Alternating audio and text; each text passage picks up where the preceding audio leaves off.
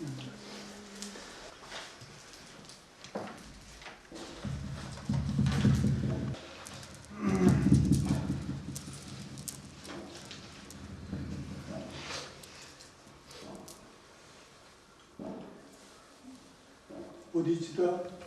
आचार्य doctor Ramesh Negi ji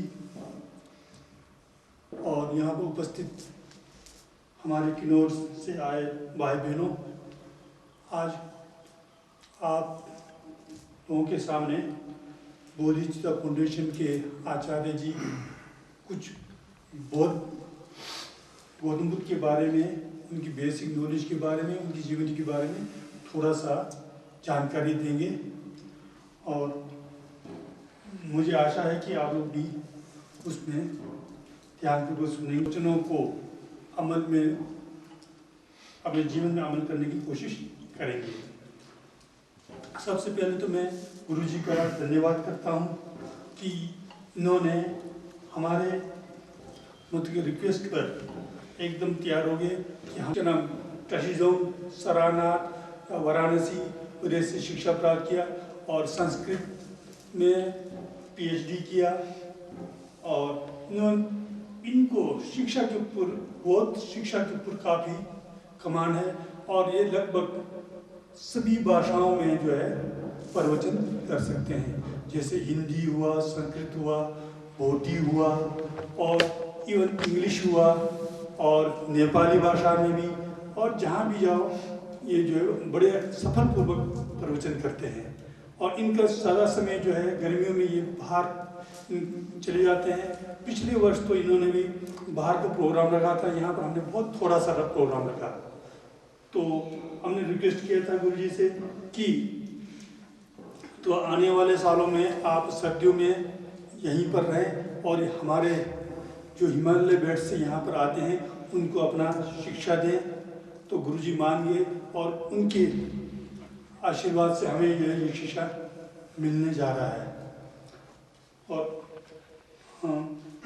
फिर कुछ मैं आप लोगों को पिछले साल के बाद संदेश भेजा कि भाई बहुत अच्छा प्रवचन है, आप भविष्य में भी ऐसे प्रवचन करते रहें। और इनके गुरुजी, इनके सहयोगी जितने भी शिष्यगण हैं, तो पिछले साल उसके बाद प्रवचन के बाद हमने इससे पहले जो यहाँ पर बुद्ध पूर्णिमा में मनाया जो बहुत ही अच्छा था, तो भविष्य में हम ऐसे मनाते रहेंगे।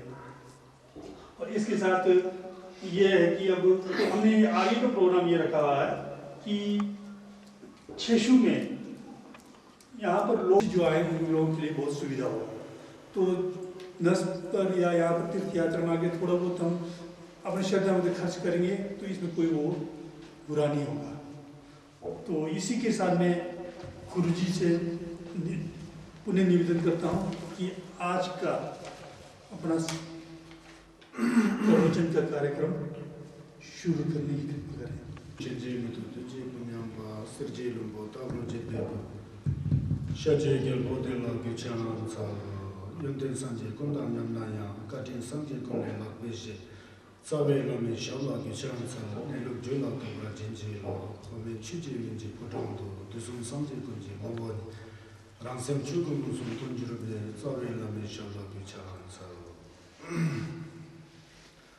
Namo Buddhaya, Namo Dharmaya, Namo Sanghaya, Namo Buddhaya, Namo Dharmaya, Namo Sanghaya, Namo Buddhaya, Namo Dharmaya, Namo Sanghaya.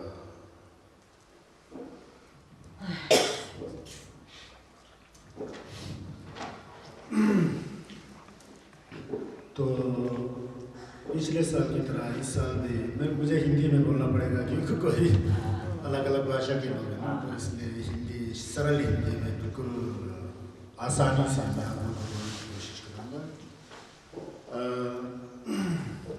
पिछले साल तक जो है मुझे ये मेरे को हिम्मत ही नहीं हुआ, हौसला ही नहीं हुआ कि लोगों को मैं धर्म के बारे में बताऊँ, ये करो वो करो बोल के, क्योंकि हर कोई गुरु जो है वो ये नहीं बताया करता कि यार मेरे पास आओ मैं ज्ञानी हूँ, मैं आप लोगों को ये सिखाऊंगा वो सिखाऊंगा, ऐसा है ही नहीं है हमारे परंपरा में। कोई तो रिक्वेस्ट करने वाला चाहिए, अनुरोध करने वाला चाहिए, यार आप ये कीजिए, तो लोगों के कल्याण के लिए अच्छा होगा, यह है बोल के। तो पिछले साल मैं यहाँ ऐसा बैठा हुआ था, तो ये अचानक ये स्पीलो के गुरुजी जो अभी रिटायर हैं, आप रिटायर हैं, स्पीलो के माता जी हैं गुरुजी, तो इन्होंने मुझे उकसाया कि मुझसे निवेदन किया कि यार आप इतने पढ़े लिखे हैं और इतना अनुभवी हैं, रिवार्सल में जो है हिमालय के लोग यहाँ आते रहते हैं, और केवल किन्नौर के ही नहीं, लाहौर के, स्पीति के, भूटान से, सिक्किम से, लद्दाख से यहाँ आते रहते हैं। तो यहाँ के लोगों जो यहाँ आते हैं उनके प्रति आप कोई धर्म के बारे में प्रवचन करें तो लोगों के लिए बहुत अच्छा रहेगा, क्योंकि अधिकतर लोग जो खासकर बोध गया आदि में नहीं जा सकते हैं, तो उनके लिए तो यही बोध गया है रिवार्सल का स्थान। यहाँ गुरु rinpoche जी ने तपस्या किया था, आचार्य पद्म संभव जी ने 8वीं शताब्दी में, ये तो बहुत ही पवित्र स्थल है, यह है वो है। इसीलिए मैंने भी जो है इस संस्था का निर्माण इसीलिए मैंने यहाँ किया है। तो फिर भी मुझे इतना हिम्मत नहीं हुआ कि यार लोगों को मैं कैसे बताऊँ, मेरे पास आओ, मैं सिखाऊंगा, यह करो वो करो, जब कोई दूसरा व्यक्ति नहीं कहते, तो मुझसे हिम्मत नहीं हुआ। तो कई सालों से मैं यहाँ वैसे इंतज़ार कर रहा था, प्रतीक्षा कर रहा था। तो पिछले साल गुरुजी के संपर्क में आ गए श्री आरसी मेहता जी के, तो उन्होंने मुझसे कहा यहाँ कुछ होना चाहिए प्रोग्राम, ये है वो है। तो पिछले साल हमारे फादर जी का मृत्यु हो गया था, वो दिवंगत हो गए 11 नवंबर को। मैं टशीचोंग में गया था पूजा पाठ वगैरह करने उनके लिए, तो यहाँ आया तो फिर गुरुजी ने बताया आप यहाँ वो करना चाहिए कार्यक्रम। फिर मैंने सोचा बहुत अच्छी बात है, हाँ करते हैं। मैंने सोचा आएंगे 2-3 आदमी आएंगे तो 2-3 आदमी से शुरू करेंगे, जबकि भगवान बुद्ध ने भी 5 आदमी से बौद्ध धर्म का प्रचार प्रसार किया था। आपने सारनाथ वाराणसी में देखा होगा, भगवान बुद्ध सिर्फ 5 व्यक्तियों से जो धर्म का प्रचार कर रहे थे। तो ऐसे करते करते जो है फिर पिछले साल हम लोग ने आरंभ किया, शुरू कर दिया जी। तो शुरू करने पर पहला दिन 10-11 आदमी लोग थे, आप भी थे शायद, है ना, हम लोग थे कुछ लोग। फिर मैं सोचा बहुत अच्छी बात है, 5 से तो ज़्यादा है। भगवान बुद्ध को पहली बार 5 शिष्य मिले थे, तो मुझे तो 13-14 शिष्य मिल रहे हैं, मुझे ऐसा जैसा लगा। फिर उसके बाद दूसरे दिन तो 50-60 हैं, तीसरे दिन तो 100 से ऊपर चले गए थे। फिर लोगों ने जो है काफ़ी सुना, तो उन्होंने कहा कि इसका बहुत अच्छा रिस्पांस है, बहुत अच्छी बात है कि आज तक हम लोग बौद्ध धर्म को मान रहे थे, नहीं समझ रहे थे, अब समझ में आ रहा है बोल के। ऐसा ऐसा ये घटना घटा है। वैसे इस संस्था का निर्माण ही मैंने सोचा कि ये रिवार्सल जो है किन्नौर से नज़दीक है, लाहौर से नज़दीक है, स्पीति से नज़दीक है, अपने लोग कुछ हमने जो शिक्षा प्राप्त किया है उससे उनको फ़ायदा हो, वो लाभान्वित हो, उनके लिए कुछ फ़ायदा हो। इसी उद्देश्य से मैंने नौकरी भी नहीं किया, नौकरी को मैंने ठुकरा दिया। जबकि मुझे नौकरी मिल रहा था सारनाथ जहाँ बनारस में पढ़े थे ना, तो वहाँ नौकरी भी मिला। मैंने सोचा सब नौकरी करके क्या करेंगे, मुझे नहीं करना है। तो मेरे मित्र लोग कह रहे थे आपको तो भोजन भी नहीं मिलेगा यार, कहाँ जा रहे हो यार, इतना पढ़ लेके। मैं बोला भोजन के बारे में फिक्र मत करो, क्योंकि लाल कपड़ा पहना हो, एक लामा हो, तो कोई ना कोई तो मुझे खिलाएगा। तो ऐसे ऐसे करके मैंने नौकरी नहीं किया थी। फिर ऐसे करके यह भी बन गया, संस्था भी बन गया बोधिचित्ता फाउंडेशन। फिर मेरे को थोड़ा दुख हो रहा था कि मैं किन्नौर के होने के नाते किन्नौर के लोगों को मैं ज़्यादा फ़ायदा नहीं कर पा रहा हूँ। अब अंग्रेज़ों के साथ हमेशा साल में 6-7 महीना बाहर ही बीत जाता है, कभी जर्मनी, कभी फ्रांस में, कभी बुल्गारिया में, कभी सिंगापुर में, मलेशिया में। ऐसा फिर थोड़ा मन में रहता था कि अरे मैं तो जंगी का हूँ, अपने जंगी वालों के लिए कुछ नहीं कर पाया, किन्नौर वालों के लिए कुछ नहीं कर पाया, बड़ा अजीब जैसा लग रहा था। लेकिन पिछले साल से हमने जो प्रवचन किया था, 3-4 दिन किया था, उसमें काफ़ी मुझे अच्छा लगा। तो लोगों जो लोग सुन रहे थे उनके रुचि और रुझान और उनकी जो आस्था और भक्ति को देखकर मुझे बहुत प्रसन्नता हुआ। तो लोगों ने बाद में पता लगा कि उसका तो बहुत सीढ़ी निकाल दिया लोगों ने, खुद ही जाके आपके साथ ये भाई साहब जो फ़ोटो निकाल रहे हैं, तो इन्हीं के वहाँ जाकर खरीदा। तो कई लोगों ने, फिर बहुत लोगों ने मेरे से संपर्क किया। तो ऐसा ऐसा करते हुए मैंने सोचा कि एक खेम्पो होने के नाते, एक लामा होने के नाते जो है ये काम अच्छा हो रहा है। तो ये मैं आप लोग को दोबारा बताना चाहता हूँ कि सबसे मुख्य जो खास जो बात जो क्या पता है, हम लोगों में बहुत बड़ा गलतफहमी है। हम लोग जो हिमालयन के लोग हैं ना, बहुत बड़ा गलतफहमी है। हम किन्नौर के हैं, हम तो बुद्धिस्ट को मानते हैं, हम लद्दाख के हैं, हम तो बुद्धिस्ट को मानते हैं, मैं स्पीति का हूँ, मैं भी बुद्धिस्ट को मानता हूँ बोल के मानते हैं। मैं जानता हूँ सब लोग मानते हैं, लेकिन जानते नहीं है। सबसे बड़ा दिक्कत यह है धर्म को जानने और मानने में बहुत बड़ा फर्क है, सबको जानना चाहिए। छोसु नियमित धर्म मनाऊ भारी टेक फर्क थी, मैंने भी यह जान लिया कई कई सालों से ना, तो मैंने सोचा यार कि धर्म को मानना नहीं चाहिए, जानना चाहिए। तो भगवान बुद्ध ने यही प्रवचन किया था, धर्म को जानने के लिए प्रवचन किया था, मानने के लिए प्रवचन नहीं किया था। तो बुद्ध ने संन्यास जिसे कहते हैं हम, संन्यास में खुद ने बताए थे कि जो व्यक्ति आंख बंद करके मुझे मानता है और मुझे विश्वास करता है कि बुद्ध बहुत बड़े आदमी हैं, बिना कारण जाने, बिना बुद्ध के गुण और उनके आचरण और उनकी रहन सहन और उनका धर्म के अर्थ को जाने, अगर कोई व्यक्ति कहता है कि बुद्ध बहुत बड़े हैं, संन्यास से बढ़कर कोई नहीं है, मुझे विश्वास है, भगवान बुद्ध कहते हैं कि वो लोग मुझे जानता ही नहीं है, छोड़ दो। समझ गया क्या बोल रहे हैं? सिर्फ बिना कुछ कारण के वो संन्यास तो बहुत बड़े हैं, उन पर विश्वास कर लेना। जो व्यक्ति मुझ पर सिर्फ विश्वास करता है बिना जाने, वो व्यक्ति मुझे जानता ही नहीं है। संन्यास ने ऐसा सुनिश्चित किया हुआ है, बड़े बड़े दो के अंदर, सूत्र के अंदर दो बोलते हैं ना, जैसा युमपति है, कंजो है, और बड़े बड़े जो भगवान बुद्ध के प्रवचन वाला वो है ना, उसमें ऐसा बताया गया। इसका मतलब यह है कि आंख बंद करके धर्म को नहीं मानना चाहिए, उसको जानना चाहिए, उसको जानना चाहिए। धर्म को जानना बहुत जरूरी है। तो जाने कैसा? अब देखिए एक उदाहरण है, अब किसी बहुत बड़ा मंदिर, वो बहुत बड़ा मंदिर बना हुआ है, सोना चांदी और इतना बड़ा आलीशान मंदिर बना हुआ, अब उस मंदिर का स्तुति करेंगे, ओ यार इतना बड़ा मंदिर तो, इतना सुंदर तो कभी नहीं देखा, वो मंदिर तो ऐसे ही है, बड़ा गंध है, यह है वो है। यहाँ गंध और सुंदर से कुछ लेना देना है ही नहीं है उसके बारे में, समझ गया? तो जहाँ आप कहीं कोई गरीब जैसा मंदिर में गए, वहाँ ढंग का रहन सहन का नहीं है, वो नहीं है, लेकिन भगवान बुद्ध की मूर्ति है। और दूसरा मंदिर में गए, सोने का मूर्ति बना हुआ, एक मंदिर में गए पत्थर का मूर्ति बना हुआ।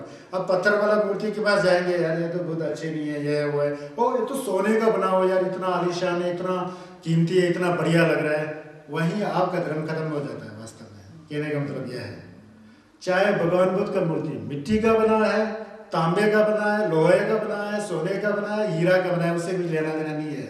आपके मन से लेना देना है। मन, आपके मन में आ गया यार ये तो भगवान बुद्ध की मूर्ति है, वहाँ आपका मिट्टी, तांबे, सोने और चांदी में भेद ही नहीं होना चाहिए। सिर्फ आपको यह जानना चाहिए कि ये तो बुद्ध की मूर्ति है यार, भगवान बुद्ध की मूर्ति है। उसमें से दक्पा आना चाहिए, श्रद्धा आना चाहिए, मन की पवित्रता आनी चाहिए, वहाँ छस बन जाता है।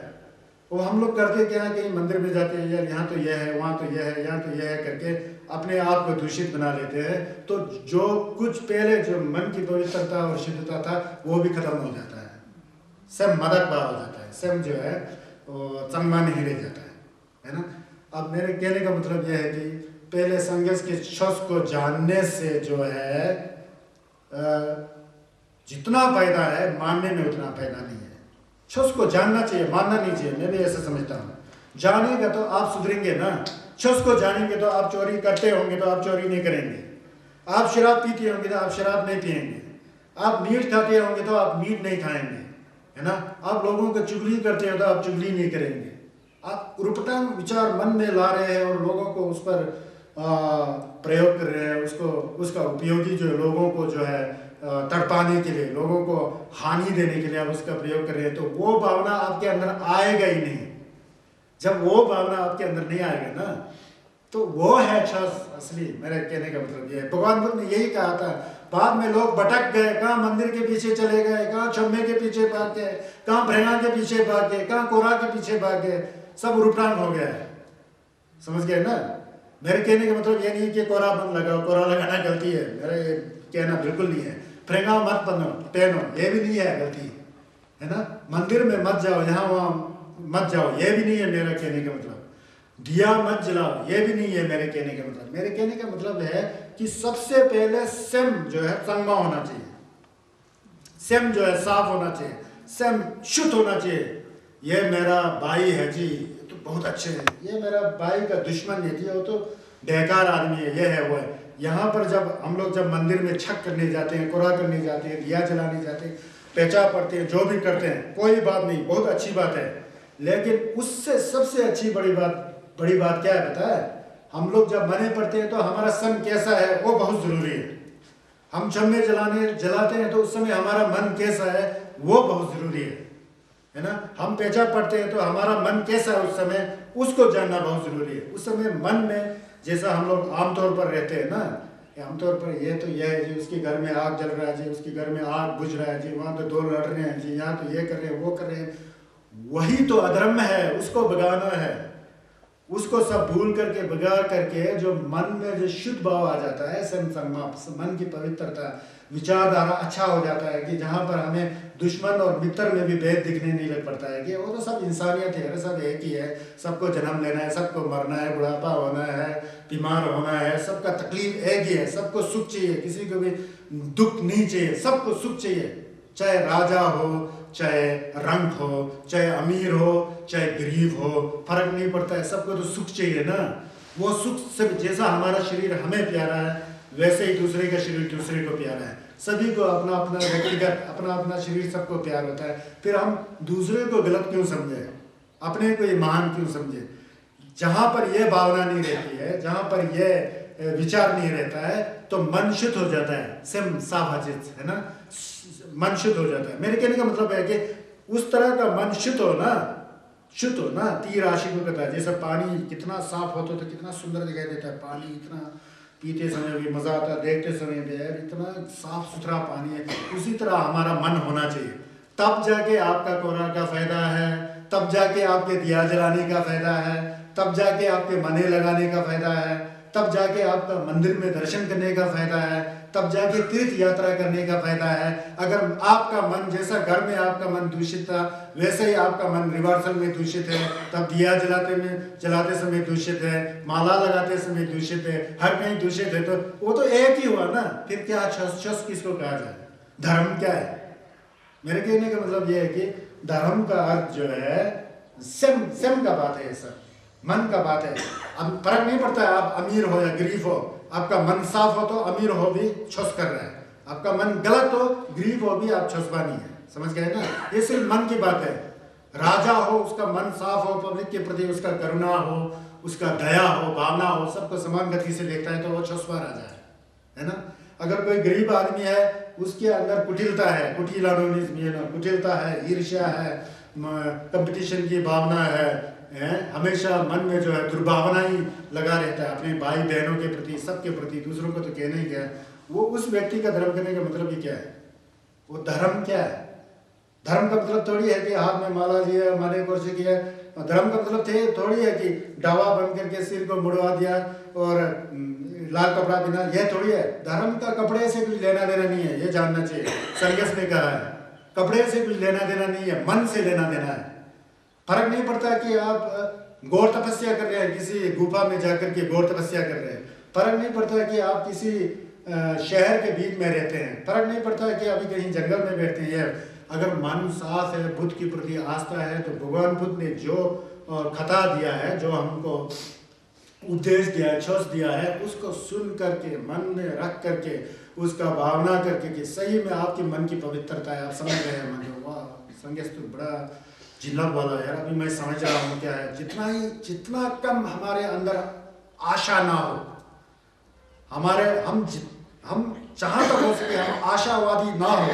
आशावादी होना जरूरी है इंसान को, मुझे पता है। बिना आशा के तो आपको भोजन भी नहीं मिलेगा, कपड़ा भी नहीं मिलेगा। आशा आजकल क्या करते हैं बताए लोग, बहुत आशावादी सोच रहे हैं यार पैसे में ही सब कुछ है, पैसा ही सब कुछ है। हम तो खुद जानते हैं कि पैसा में सब कुछ नहीं है। आप कोई कहते हैं यार लामा जी आप तो बड़ा ठाठ से बैठते हैं, ये अपना पूर्व कर्म में किया हुआ सनम होगा इसलिए बना हुआ, उस सनम का फल मिलता होता है। हम सोचते हैं यार वो आदमी बहुत अमीर हो गया, मैं अमीर क्यों नहीं हो पा रहा हूँ। यहाँ लाखों कोशिश करने पर भी अमीर नहीं बन पाता है, और दूसरा थोड़ा थोड़ा कोशिश करने पर भी अमीर बनता है, सुख शांति में जी रहा है। तो इसका मतलब क्या है? वहीं हम लोग को जानना चाहिए कि पूर्व जन्म था, भविष्य का जन्म होगा। उस व्यक्ति ने जो अभी बड़ा सुंदर जीवन बिता रहा है और अमीर होने के लिए अहंकार ही नहीं है उसके अंदर, और इतना शांति मुख वाला, सबके साथ आराम से जा रहा है, सीधापन है उसके अंदर, सरल। इसका मतलब यह है कि ओम शिवकुमो पहले जन्म में उसने बहुत अच्छा कर्म किया है, उसका फल अभी वो उसको मिल रहा है। तो मैं उस तरह नहीं बन रहा हूँ। क्यों नहीं बन रहा हूँ? क्योंकि मैंने उस व्यक्ति की तरह मैंने कर्म नहीं किया है, इसलिए मेरा औकात इतना है, उसका औकात इतना है।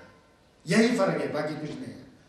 तो संगेश ने कहा है ना, चिंगा वाई ले चिपा डेबू तेंगा ने तो थप बोल के बताया जैसे जैसे हम लोग कर्म करेंगे ना वैसे वैसे फल मिलेगा, है ना। बीज बोया आपने बबूल का, तो आम कहाँ से आएगा? आएगा नहीं, आएगा ना। अब बबूल का बीज बेच दिया तो बबूल का ये वो आ जाएगा ना, पेड़ आ जाएगा। अब करेला का बीज बेच रहा है तो वही कड़वा वाला सब्जी आएगा ना। वहाँ टमाटर का सब्जी कहाँ आएगा? टमाटर के लिए टमाटर का बीज चाहिए, गोभी के लिए गोभी का बीज चाहिए, केला के लिए केले का बीज चाहिए। जैसे जैसे हम लोग बीज बोते हैं वैसे वैसे फल भोगते हैं, ये हकीकत है। ये सभी धर्म कहता है, संघ से नहीं कह रहे हैं, हिंदू धर्म ये कहेगा। जो जो ले गुंडे को खेल नहीं करता ना, लैस और डेबू को जैसा जैसा कर्म करना, जैसा जैसा फलाना, सभी धर्म में ये कहा जाएगा। बौद्ध में नहीं है ये परंपरा जो है ले गुंडे का। कहने का मतलब यह है कि जैसे जैसे हमारी मन की स्थिति है वैसे वैसे हमारा शरीर की स्थिति और हमारा वाणी की स्थिति आ जाता है। अब छस डायरेक्ट कहाँ चला जाता है पता है आपको? छस जो है डायरेक्ट हमारा मन से संबंधित है। सेम सुबदन नहीं हो, छस बदन में सेम सुबदन। अब कशम ये गरम से देशांतोषित है ना। कभी कभी हम लोग गाँव में होते हैं तो गांव में वो उस आदमी ने यार आज तो बड़ा भारी लामा लोग को बुला के कंजू का पाठ किया है, यमपति का पाठ कर रहे हैं, जपजी का पाठ कर रहे हैं, और मुझे भी करना चाहिए। तो मुझे करना चाहिए, उस समय आपका विचार को देखना चाहिए कि ये मैं जो कर रहा हूँ ये मुकाबला जो कंपटीशन के मन से वो कर रहा है, मुझे भी करना चाहिए, नहीं तो मेरा औकात गिर जाएगा। ऐसा भावना लेकर आप ऐसा छस का काम करते हैं ना, मैं सोचता हूँ वहाँ छस नहीं हुआ, क्योंकि आपके मन में बुरा भावना है। अरे यार उसने किया, मुझे भी करना चाहिए ताकि मैं इसके साथ ही चलूँ ऊपर, मुझे कोई छोटा ना कहा बड़ा, वहाँ गलत हो जाता है विचार। वो छस है ही नहीं है। हम लोग जब किसी दूसरे को कुछ करते देखते हैं तो हमको करने का मन आता है ना, उस समय देखना चाहिए यार हमको, अगर असली हम लोग छसपा है, असली नंबर समझे पाए, संगेश को माने, उस समय सोचना चाहिए वाकई मैं गलत विचार से सोच रहा हूँ कि अच्छे विचार से सोच रहा हूँ। अगर गलत विचार से सोच रहे हैं तो आप छोड़ दो, कोई फर्क नहीं पड़ता। वो जपजी किया, आपने जपजी नहीं करेंगे तो कुछ फर्क नहीं पड़ने वाला, क्योंकि आपका मन साफ है, चलेगा, नो प्रॉब्लम, सब ठीक है, शांत है, सही है। लेकिन उसने किया है, मुझे भी तो उससे भी बढ़िया करना है, उसने 4 लामा बुलाया तो मुझे 8 लामा बुलाना चाहिए। और ये इस तरह का भावना आता है ना, कभी आता कि नहीं आता पता नहीं, अगर इस तरह का भावना आता है तो वो गलत विचार है। छस का अर्थ ही विचारों को बदलना है ना, विचार है ना, विचार को बदलना है। अब 2 तरह का विचार आता है, एक आता है गंदा विचार, एक आता है अच्छा विचार। गंदा विचार किसके ऊपर आता है? उसके तिमुक के ऊपर आता है, अज्ञान के ऊपर आता है। अज्ञान तिमुक अज्ञान, उसको तिमुक बोलते हैं, अज्ञान, असलियत का ज्ञान नहीं होने से आता है। और राग का मतलब दगजिन लाने दो में कशानो दगजिन, आसक्ति, ये भी चाहिए, ये भी चाहिए, ये भी चाहिए, वो आसक्ति पर आता है। एक आता है शैतान, जो गुस्सा की भावना आता है हमारे अंदर, उससे आता है। फिर उसके ऊपर सब आता है ईर्ष्या, ईर्ष्या की भावना, उसी के ऊपर आता है। और वो कंपटीशन की भावना, मुकाबला करना, प्रतिद्वंदी बनना एक दूसरे के लिए, बहुत ही ज्यादा आशावादी बनना, ये सब उसी के ऊपर आता है। इस तरह के विचार जब अपने मन में आता है, सब के ऊपर आता है ना, तो हमारा शरीर और मुंह भी बदल जाता है। शरीर भी उसी तरह काम करने लग पड़ता है और मुंह से भी उसी तरह वाणी निकलने लग पड़ता है। तो इस तरह की विचार के ऊपर जो शरीर और वाणी की जो क्रिया है ना, जो कर्म है, तो वही पाप है। पाप किसका नाम है? उसी को पाप कहता है। पाप का मतलब कोई सींग वाला, कोई काला रंग वाला, ऐसा कुछ नहीं होता है, वो विचारों का बात है। अब ये विचार जो है किससे संबंधित है? मेरा विचार मेरे से संबंधित है, आपका विचार आपसे संबंधित है, उसका विचार उससे संबंधित है, उनका विचार उनसे संबंधित है। विचार को कौन बदलेगा? खुद बदलेगा, कोई बदलने वाला नहीं है। विचार को कौन बदलता है? हमको खुद को बदलना पड़ेगा। जब हमारा विचार गलत विचार से अच्छे विचार की और हमारा जो गलत विचार जो परिवर्तन होगा, बदल जाएगा, वो छस का सबसे पहला सीढ़ी है। छस के ऊपर चढ़ने का सबसे पहला सीढ़ी वही है। सीढ़ी, हम कहीं छत पर चढ़ना तो सीढ़ी चढ़ के छत पर पहुंचना चाहिए ना। अगर छत वाला पोजीशन जो है, छत वाला जो जगह जो है, संज्ञास और जंगचुक संपर्क का जगह हो, तो उस पर चढ़ना चाहिए ना। वो चढ़ने के लिए सीढ़ी के ऊपर चढ़ना चाहिए। तो पहला सीढ़ी जो है अपने विचार को बदलने का सबसे पहला, जब आपको आए ना अपना विचार को बदलने का एक उपाय आए ना, तरीका, वो छस का सबसे पहला सीढ़ी है। तो उसी को भगवान बुद्ध ने कहा था। आज से 2570 वर्ष पहले संन्यास हुआ करते थे, उन्होंने ऐसा कहा है, 2 के अंदर, उनके उपदेश के अंदर ऐसा कहा गया है। मेरा कहने का मतलब यह है कि अज्ञान, राग, द्वेष, आशावादी, ईर्ष्या जो हमारे मन में है ना, कुटिलता जिसे हम कुटी कहते हैं, कुटिलता, उसके ऊपर हमारा शरीर और जब वाणी काम करेगा ना, वो पाप कर्म हो जाता है। तब बताया गया पुण्य कर्म क्या है, पाप कर्म यह है तो पुण्य कर्म। पुण्य कर्म जो विचार हमारे करुणा, करुणा निंजे बंगला, निंजे दया, दया की भावना, करुणा की भावना, प्रेम की भावना, है ना, समानता की भावना, खुशी की भावना, हर्ष और उल्लास की भावना, सभी के सुखी के लिए अनंत जीवन है। यहाँ अनंत जीव जंतु लोग रहते हैं। किशाव कैमरोशे माजुल नमखादा ने बेसम जे थमजे कमसुम खुरवा दुमल जी जमसोले डलवरा शो कहता कैमरो तो लानो नी, मुंह से तो हम लोग बोलते हैं बहुत बड़े बड़े शब्द जो संगेश ने बताया है, लेकिन विचार कहाँ है आपका? देखो ना, विचार होता नहीं है। यही गड़बड़ हो रहा है सभी जगह। हम लोग विचार में ध्यान नहीं दे करके सोचते हैं यार दुर्जी चौपा पढ़ना आ गया तो छस जान गया, सोच रहे कहाँ जाना आपने छस, वो तो पढ़ना आ रहा है आपको। क्या पढ़ना छस है? छस का मतलब पढ़ना है, पढ़ना नहीं है। छस का मतलब है आपको आप छा कर रहे हैं, वो नौलामा तो बारिश शरे छा लाना तो गली हुशमिक तो गए। क्या सिर्फ छा करना पाप है? पाप क्या है? धर्म है क्या छा करना? सिर्फ अगर छा करना नहीं आएगा तो पाप हो जाएगा, पढ़ना नहीं आएगा तो पाप हो जाता है। समझ गए ना? सेम ज्ञानिक सा सेम, सबसे पहले सेम में सेम से को ज्ञानिक सा क्या चाहिए हमारे सेम्स के अंदर? सबसे पहले तो संगेश को धक्पा चाहिए, है ना। धक्पा के बाद अपने गुरु के साथ दमसिक चाहिए। धक्पा दमसिक क्यों मतलब धक्पा लग मचत बस संगेश की वशंते हाथी में बस किसी अनु रक्षा लंचिमु बोला है हाथी में, जिसको सिर्फ भगवान बुद्ध आप ही मेरी रक्षा कर सकते हैं, क्योंकि बुद्ध तो बुद्ध है ना। बुद्ध भी हमारी तरह पहले सामान्य पुरुष थे, जैसे आप है, मैं है, ये है, वो है, उसी तरह के बुद्ध ने। उन्होंने देखा यार संसार में तो सुख का जगह है ही नहीं है, सब दुखी ही दुखी है, तो मैं राजा का पुत्र होते हुए मैं भी दुखी हो जाऊंगा तो दूसरे के अंदर भी दुखी है, तो राजा का क्या विशेषता है? कुछ भी नहीं है। राजा भी तो मरता है, राजा भी तो बीमार हो जाता है, राजा भी तो बूढ़ा हो जाता है, सब तो एक चीज है। ये क्या राजा वाजा है बीच में? ये राजा वाजा कहाँ से आ गया? सब तो सपना की तरह दिख रहा है। 50 साल के बाद तो मेरे यशोधरा नहीं रहेगी, 60 साल के बाद मेरे पुत्र राहुल नहीं रहेगा, मेरा पिताजी तो बहुत ही बुढ़े हो गए नहीं रहेंगे, तो मैं भी नहीं रहूंगा। है क्या है? यह संसार में कुछ है ही नहीं है। भगवान बुद्ध ने ऐसा कहा ना, इसीलिए तो उन्होंने प्रण किया यार वास्तव में इस दुख का जड़ क्या है, दुख कहाँ से आता है, दुख का जड़ क्या है, उसके मैं ढूंढूं। दुख का जड़ को जाने तो क्या उसको जड़ से उखाड़ के फेंक सकता है? फेंकने के बाद क्या कोई ऐसी भूमि है जहां पर दुख होता ही ना हो? तो ऐसे बुद्ध ने परीक्षण किया, अपने आप को चेक किया ना। तो इसीलिए तो उन्होंने 29 साल की आयु में जो सब राजपाट छोड़ करके सत्य की खोज में निकल पड़ा ना जी। आप लोग कोई दुर्जन गए, दुर्जन के नजदीक एक पेड़ है, नरेन जने तम तू लोटुक तू कवाचा से चोंटू थर्चिन ने समथिंग चुमनी जेल 6 साल हो 6 साल तक घोर तपस्या किया। वो देखे ना वहाँ क्या कर रहे थे बुद्ध? कुछ नहीं कर रहे थे, तपस्या कर रहे थे और सत्यता को ढूंढ रहे थे। अपने सांसों पर जो है मन टिका करके देख रहे थे कि ये शरीर है क्या है। बाद में उन्होंने देखा कि शरीर तो ये कुछ है ही नहीं है, ये तो परमाणु अणु परमाणु का सिर्फ संग्रह है। छोटा छोटा धूल है ना, धूल लगते में वो धूल ही धूल है, कोई कुछ भी नहीं है। उन्होंने देख लिया। बाद में देखा मन क्या है, मन भी कुछ भी नहीं है। फिर उन्होंने देखा कि कोई शांति का रास्ता है, तो उन्होंने जान लिया। तो उन्होंने कहा यार दिग्बाची मेजा जिंग येवा फुंसुन छोकरा चे रंगी सेमनी योंसु दुल धीनी संगे स्तनबाली। ये तो आप किसी बहुत बड़े लामाओं से सबसे सुने होंगे।